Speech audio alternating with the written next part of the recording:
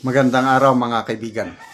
Bigyan natin ng reaction, opinion itong post ng ABS-CBN News 13 minutes ago. Good news po ito sa mga kababayan nating OFWs, but very bad news sa administrasyong Marcos. Kabilang ang 24 na Pilipino sa na-evacuate ng Singapore nang magpadala ng refueling aircraft sa Jeddah upang mapauwi ang kanilang mga kababayan kasunod ng gulo sa rehiyon. Ayan po ang balita. Singapore helps evacuate 24 Filipinos from Middle East. Envoy, yung ambassador ng Singapore, babae ito eh. Nakakatuwa, no? Tinutulungan tayo ng ating mga kalapit bansa. May nabasa kong post, pati ang Malaysia tumutulong daw sa atin. Nakakaiyak naman, nakakagalit. Ang ating gobyerno, ano bang ginagawa? Wala pa, correct me if I'm wrong. Wala pa akong nabalitaan na OFWs na na-evacuate ng ng Marcos Jr. administration na ang gumastos ang gobyerno. Ang mga nakauwi, mga Pinoy, on their own. Kanya-kanyang diskarte. Merong na interview ni Attorney Guanzon, OFW, umuwi from Dubai. In-interview niya. Ay, plane ticket mo, sinong gumastos? Sabi ni Attorney. Ako, ma'am. Sariling sikap. Walang naitulong ang gobyerno. Fake news yung sinasabi ni Marcos na pinapadalang kami ng GCash. Ay, nako. Basa tayo ng mga comments. Jennyville, magpicture na naman ang administration at mga content creator at sasabing, salamat, BBM. Nole, Gunawon, salamat, BBM, Auntie Claire. Kahit sarado daw ang airspace, nakapagpadala ng eroplano ang Pinas para sunduin ng mga OFW. Wala pa, oy. Singapore ito. Nas QC, kakaya government natin. Edeline Pakumbaba, good government kasi ang Singapore. Kumusta naman ang Pilipinas? Basta yung gobyerno na walang korupsyon, mabilis kumilos. Ngayon, nasa malita ang mga pera natin. Paano na? Kawawa yung empleyado ng migrant worker sa Bahrain. Nagsabi lang siya ng totoo. Wala ng pera. Kasi ang mga OFWs nakilinya doon dahil in-announce na mayroong ibibigay na ayuda. Walang pera. Medyo may pagkasungit lang ang dating. Magsumbong kayo kahit wala talagang pera. O yun, siya pang naparusahan. Ay, nako. Engelbert Lizarda, palagi na lang asa sa iba. Ay, nako, matagal na ang pagtitiis. Andrio Araneta, baka may magsabi dyan na thank you, BBM. Yes, pasalamatan natin ating presidente. Salamat po, Mr. President. Dahil ang sipag ninyo, kahit may sipon kayo, tumutulo, nagbiyahe kayo papuntang Amerika para patigilin ang gyera. Di ba? Ang ganda ng ginawa niya. In fairness, gumastos ng milyones. 2 eroplano ang chinarter. Nabasa ko lang sa post, I don't know how true. 31 million per aircraft. So 62 million na yon. Plus mga hotel, pagkain at iba pa. Baka sobra 100 million ang gastos doon. Dahil sa napakagandang layunin ng presidente, patigilin ang gyera. Magiging peace, peace process. Peace negotiator ako. Kaya kong patigilin. Trump, Netanyahu, Iran, tumigil kayo kung hindi. Pasalamatan natin ating Pangulo. The best president we ever had. Ganyan na lang. Huwag kayong masyadong may stress, mga kaibigan. Tawanan nyo ang inyong problema. Wala nating magagawa eh.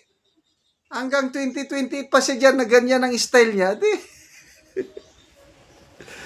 Oh, ang mga Marcos loyalist, mga Facebook post nila na, salamat Mr. President sa inyong mga malasakit. Yes, malasakit niya talaga. Ang galing ng malasakit niya dahil na inuna niya ang pagpunta sa New York para patigilin ng gyera.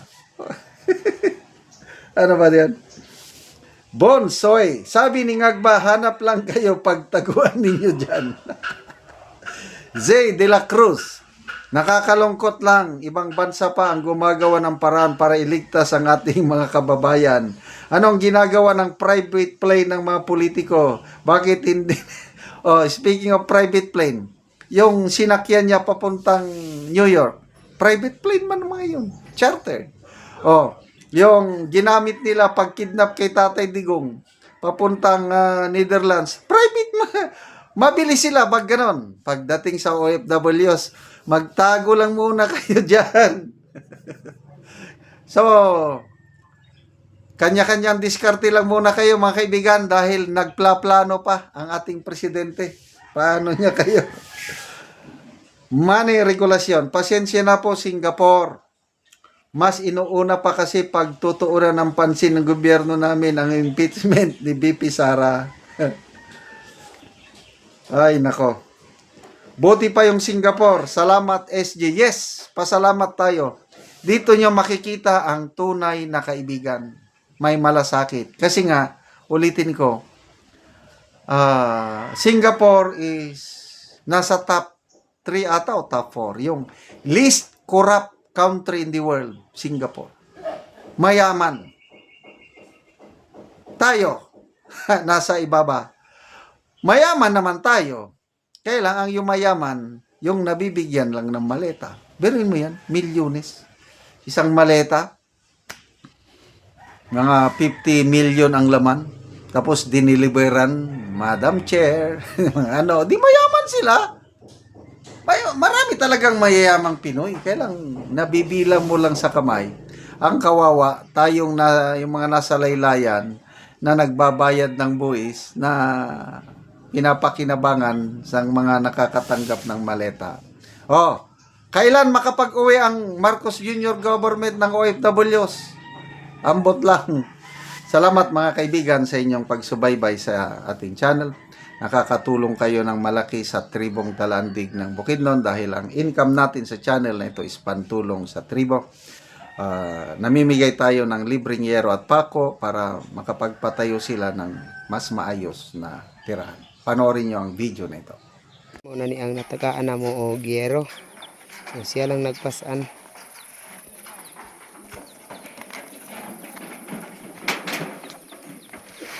So muna ni ang ilang gipatindog nga balay nga pag-atupan karon.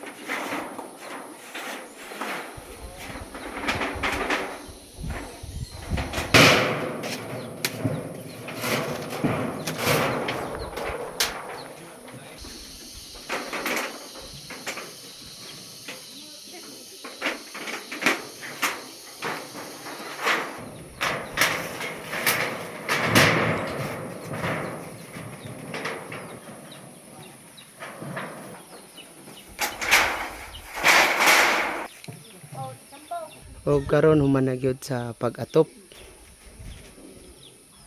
ang gitabang nga ayero. Sa Ginoo nga salamat sa Ginoo nga panghasin nga di na may mga ulanan. Oo. Salamat po. Magpa Inaat unta nga magpadayon ang inabang para dagan ang may nabangan. Salamat kaayo. Salamat.